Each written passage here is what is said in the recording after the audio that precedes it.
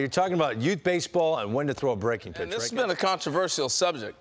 And Al, I don't know about you. When do you think guys should start throwing curveballs? I think it's dependent on the maturity of the young man. I know at 13, I probably started throwing a curveball, but I want to say this, generally speaking, when thrown properly, I know this is kind of like one of those gray area answers, but I felt like I had less strain and torque on my arm on my curveball than I did my fastball. My fastball was more of an extended, violent pitch. I tried to throw it hard. Certainly, curveball to me was actually better on my arm than my slider, because slider was all end-to-end action and turn in. So probably closer to age 13. I'm saying 13. 13, because 13 is when you go to the bigger field. Middle school starts happening before that. Listen, if kids could throw a fastball changeup, you know this.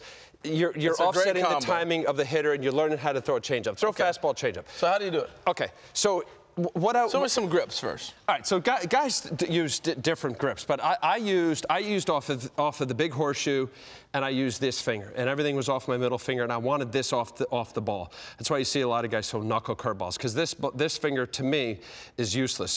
Very few guys throw it off their index finger. It's off your middle finger. So I wanted a different grip, Harold, from my slider. My slider, which was this, that emerged to a cutter that I just threw the heck out of it, and it was more of a late arm action turn in. That's why the elbow is sometimes an issue with the slider, because you get around it, and as a result of getting around it, there's more strain on your elbow. The curveball, when thrown properly, this is where I think little leaguers get in trouble, and I don't know if the trained eye for a little league coach can see it. If your arm gets lower than your shoulder, you got a problem. You're leading with your elbow. And the problem where curveballs become an issue for a kid, and if we could throw a few, is that when you first started throwing a curveball, H, I don't know, you said you pitched, the first thing you see is if you drop and you throw like kind of that Frisbee curveball, you could see that break. It's just like a boomerang. It kind of goes around to the side. So if I could somehow get here and throw the boomerang, I could see that, woo, boom, I could see that, and it just looks like a curveball. That's where you have a problem, because you're leading with your elbow, you drop your arm, and you're getting through this way. Torque is on your elbow and not your bigger muscles. You want your chest, your stomach, your legs to pull your arm through. Your arm, when thrown properly, comes along for the ride. So curveball drill, go like this. All right, I'll tell you what, when I'm throwing curveballs, and this I did in the big leagues, I started out by trying to really exaggerate, getting my arm up and throwing it into a little basket. No harder than that.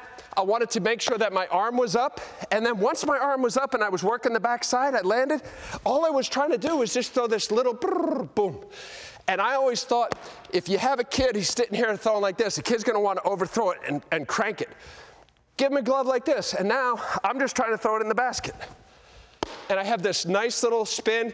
You can see the 12-6, and hopefully I'm allowing my arm to come along for the ride. And this pulls my arm through. And the only way you could do that, Harold, is to make sure that your arm is in position at foot contact and your arm comes down through. The whole pull the window shade, right? You've heard that, pitcher coach. Land, pull the window shade. You hear it on the changeup, same kind of idea for the curveball. This is what I would do.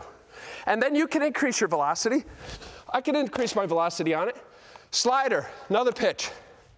It's a shorter break. You're throwing it harder. Sliders get in trouble because when you get down here and you kind of do that side swing, you lead with your elbow. And that's a dangerous pitch. It's a bad pitch because you're dropping. Stay on top, pull through.